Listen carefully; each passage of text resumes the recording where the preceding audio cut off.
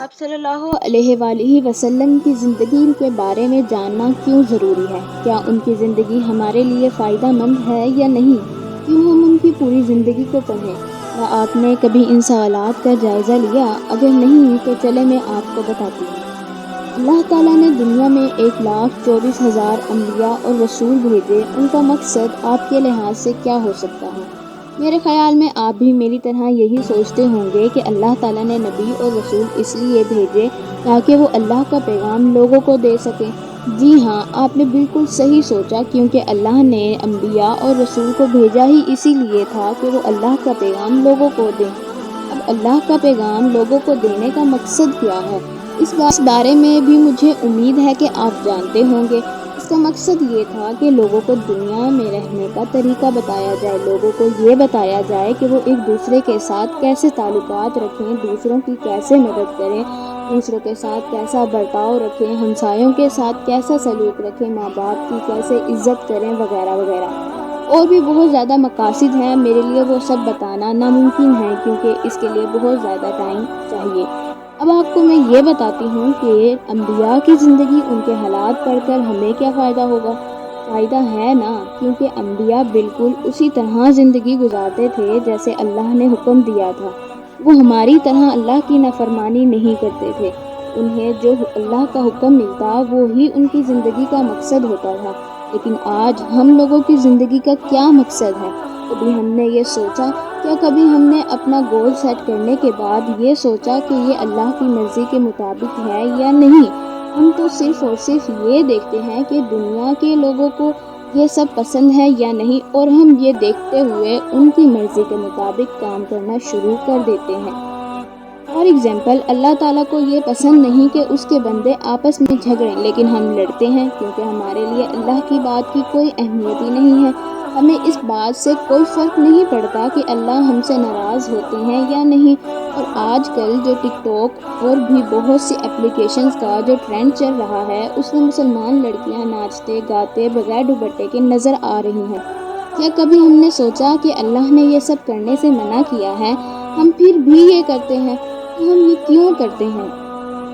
میں آپ کو اس کا بہترین جواب دینے کی کوشش کرتی ہوں۔ اصل بات یہ ہے کہ اللہ نے ہماری رہنمائی کے لیے نبیوں اور رسولوں کو بھیجا، نہ کہ ایکٹرز، ڈانسر، سنگر، ٹک ٹاکر کو، جن کی ہم پیروی کرتے ہیں، ان کو اپنا رول ماڈل سمجھتے ہیں، ان کی باتوں کو فالو کرتے ہیں۔ وہ جیسے لباس پہنتے ہیں ہم بھی ویسے ہی پہنتے ہیں۔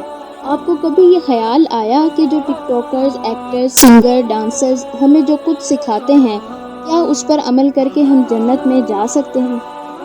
اس کے بعد آپ اس بات کا جائزہ لیں کہ حضرت محمد صلی اللہ علیہ وآلہ وسلم نے جو کچھ ہمیں سکھایا ہے، اس پر عمل کر کے ہم جنت میں جا سکتے ہیں۔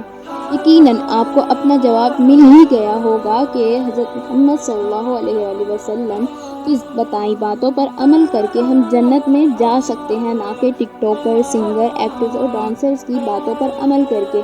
اگر آپ ان کو اپنا رول ماڈل سمجھتے ہیں تو یاد رکھنا، جو انجام ان کے ساتھ ہوگا ویسا ہی آپ کے ساتھ ہوگا، اور اسی طرح اللہ اور اس کے رسول کی باتوں پر عمل کر کے ہمارے ساتھ وہی ہوگا جیسا ان کے ساتھ ہوگا۔ مطلب یہ کہ ہم جنت میں جا سکیں گے اور اللہ کی رضا کے مطابق زندگی گزار سکیں گے۔